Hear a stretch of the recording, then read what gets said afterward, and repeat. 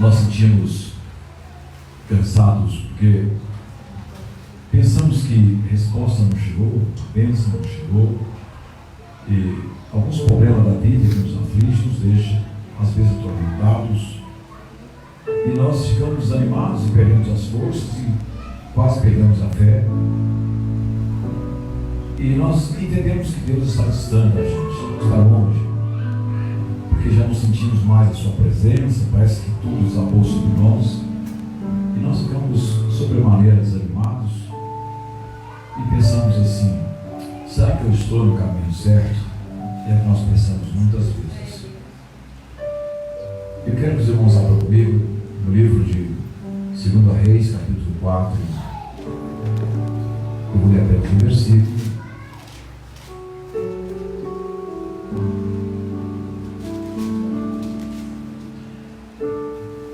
Por causa do tempo, capítulo 4, versículo 7, que diz assim: então veio ela e o fez saber ao homem de Deus, e disse ele: vai, vende o azeite, paga a tua dívida, e tu e teus filhos vivei do resto. Glória a Deus, aleluia. Obrigada, Jesus. Quando nós nos deparamos com algumas dificuldades financeiras, principalmente, é muito comum que nós perdemos a alegria e às vezes o sono, e nós ficamos com o semblante caído, porque as dívidas estão assolando, nós não sabemos como resolvê-las, e começa, em alguns casos, vir o temor, o medo, muitas vezes a falta de alimentação na sua casa, na sua vida, como fazer para resolver isso ou aquilo, e nós muitas vezes ficamos sem esperança, porque achamos que Deus nos abandonou. Mas nós entramos em muitas ocasiões, numa situação como essa, entramos por caminhos indevidos. Em muitas ocasiões entramos por caminhos que não devia entrar.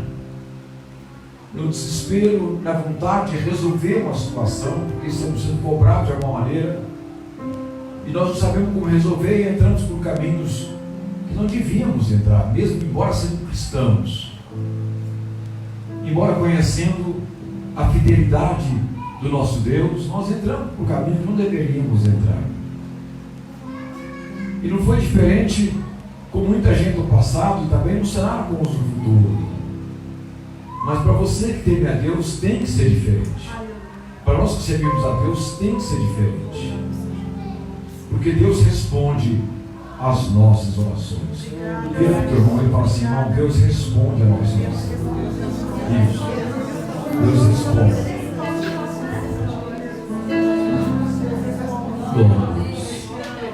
E numa casa, a tristeza abateu sobre uma casa, certa ocasião, e uma mulher estava completamente desprovida de condições financeiras, cujo marido servia a Deus e havia morrido o marido durante o seu ministério. Ele havia falecido e ela ficou então desamparada, cuidando de 2 filhos, 2 moços, numa terra que não tinha produção, não tinha condições financeiras alguma. Então essa mulher começou a sofrer muito os problemas, porque o marido havia morrido e deixara para ela uma herança de uma dívida muito alta, e ela não sabia como resolver aquela dívida, porque era muito, muito alta. E ela então, quem sabe fugir ali o sono, quem sabe fugir ali o sossego, a calma, a tranquilidade. E essa mulher não tinha como pagar aquela dívida, e os seus credores começaram então a perturbá-la, a incomodá-la, dando tempo e prazo para que ela pagasse aquela dívida, muito embora não tinha nenhuma condição financeira. E por fim veio aquela ameaça mais temida: se você não pagar a dívida que você tem conosco, nós vamos levar os seus 2 filhos para nos servir em lugar da dívida.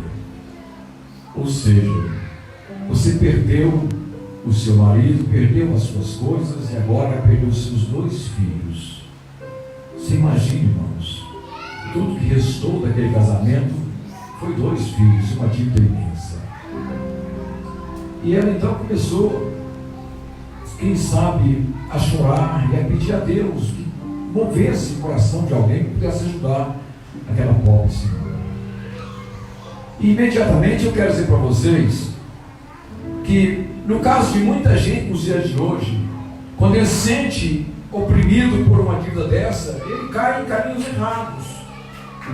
Então, um dos caminhos mais errados que ele cai é procurando um banco e fazendo um suntuoso financiamento. E ele financia 10 para pagar 30 muitas vezes. Hipoteca a sua casa, o seu carro, as suas coisas por causa de uma dívida. E ele não orou e foi no banco, hipotecou a sua casa. Não, porque não teve força para orar a Deus, para confiar em Deus, ele foi lá e pegou dinheiro do governo.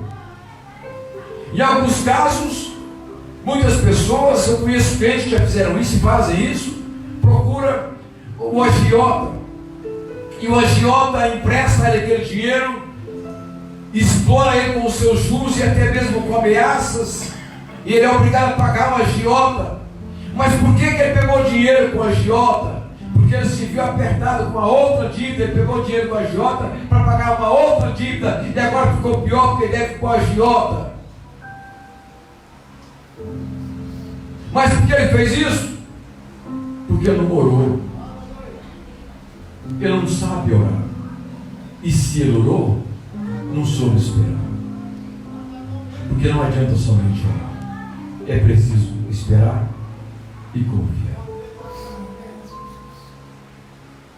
Salmo 37, versículo 25, diz assim: eu fui moço e agora sou velho. Eu nunca vi um justo, nem a sua descendência mendigar o pão. Em muitos casos, Ele entra por negócios escusos e começa, no desespero de colocar em casa o alimento, de colocar em casa, quem sabe, o dinheiro do aluguel, da dívida, da luz, da água. Ele não sabe como fazer.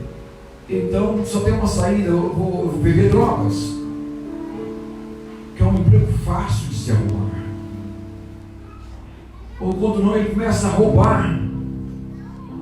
O roubo, ele consegue, quem sabe, extrair de um pai de família uma quantia vultuosa e consegue pagar suas dívidas, simplesmente por um roubo, que rapidamente ele faz aquilo. Ele rouba alguma coisa no desejo, na ânsia de resolver os seus problemas, ele entra por caminhos escusos e aquilo traz para ele uma consequência terrível. Mas por que ele faz isso? Porque não sabe orar. Em alguns casos ele entra por caminho do engano. Então ele engana alguém, porque se ele enganar alguém, aquele dinheiro vai entrar fácil na sua vida. Então ele mente. E por que ele mente? É o desespero que ele tem de conseguir aquele valor que ele precisava tanto, então ele começa a entrar por caminho da mentira. Mas por que ele faz isso? Porque não sabe orar. E se ele ora, ele não consegue esperar. É preciso orar e esperar. Fala teu irmão aí, tem que orar e esperar.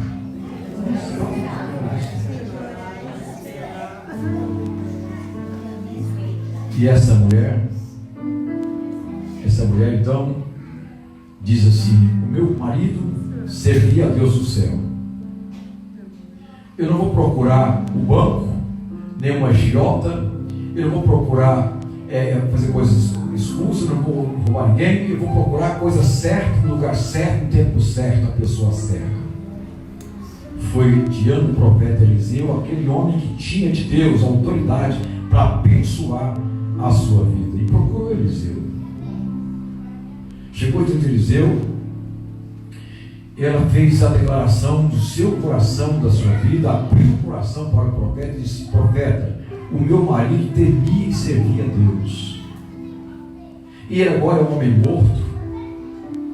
Mas profeta, o meu marido deixou-me uma dívida imensa, não sei como pagá-la, e os meus credores saíram agora para comprar e querem levar os meus 2 filhos. Eu não sei o que fazer, porque não tem como resolver os meus problemas.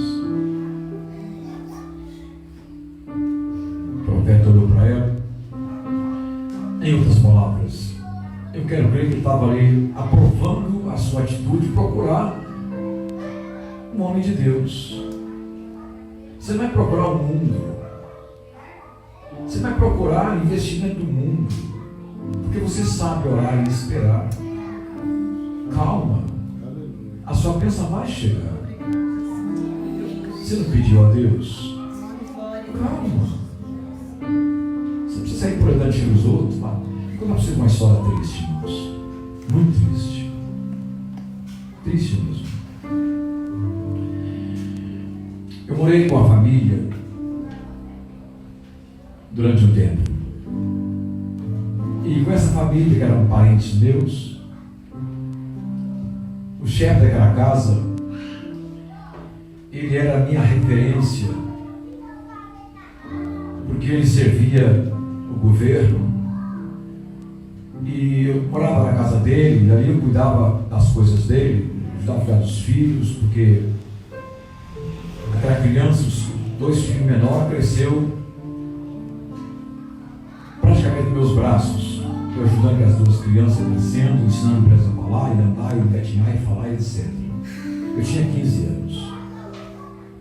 E ele sentava comigo e dizia para mim assim: você não pode roubar de ninguém, você não pode matar ninguém, você não pode mentir para ninguém, você não pode fazer coisas erradas, porque eu sirvo a lei, você tem sido o meu exemplo.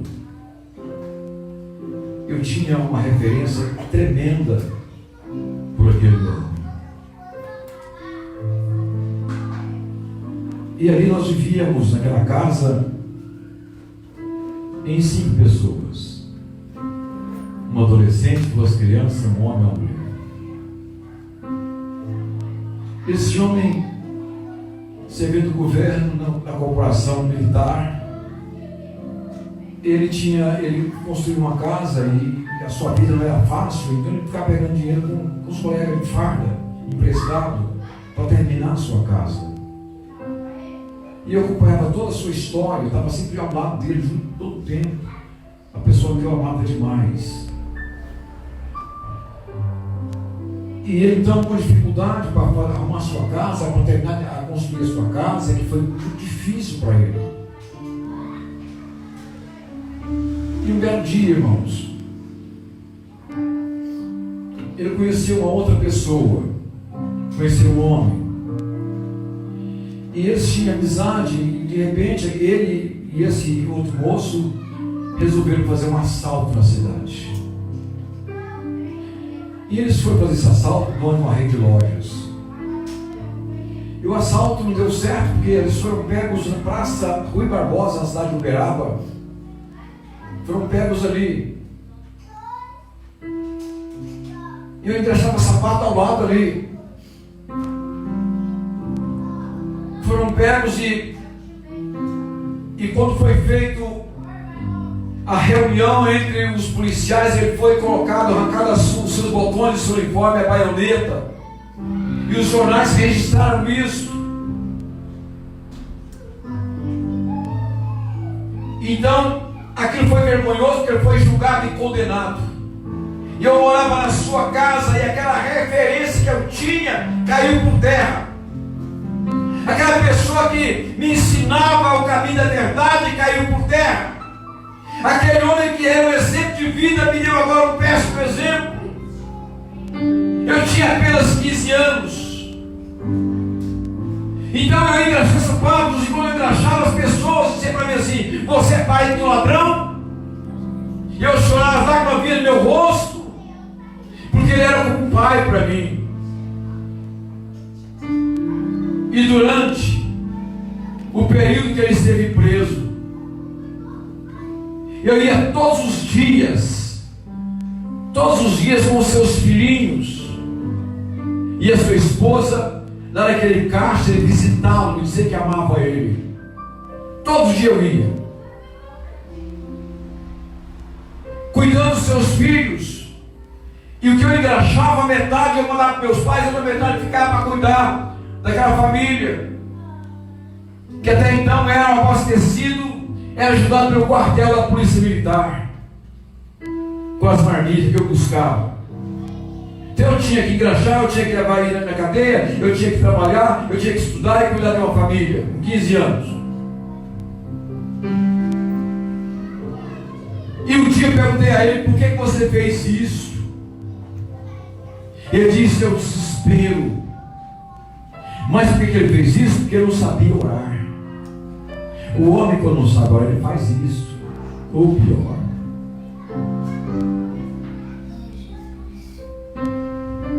E a família começou a padecer, os seus filhinhos padecendo, e eu ao lado ali todo o tempo.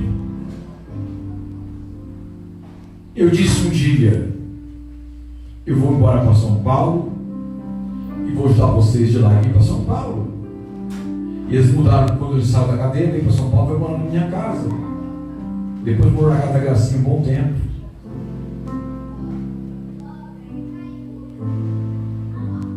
E esse homem chegou em São Paulo, arrumou emprego imediatamente, começou a trabalhar, restabeleceu a sua vida e tornou-se um homem honesto e devolveu-me aquela confiança que eu tinha nele anteriormente, que é uma pessoa que eu amava demais, irmãos. Eu diria assim, foi um segundo pai para mim. Um segundo pai.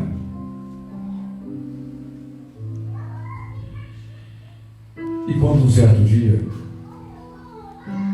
ele começou a ouvir de Jesus, ouvindo Jesus, eu comecei a fazer culto na casa dele. Eu ia para lá todo sábado fazer culto lá, e começamos a fazer a obra. Esse homem se converteu, tornou-se um grande evangelista, foi um dos maiores ganhadores de alma que eu já vi. Alguém me disse hoje, ou ontem, esse pregador aqui ganhou 12 mil almas. para a gente significa nada.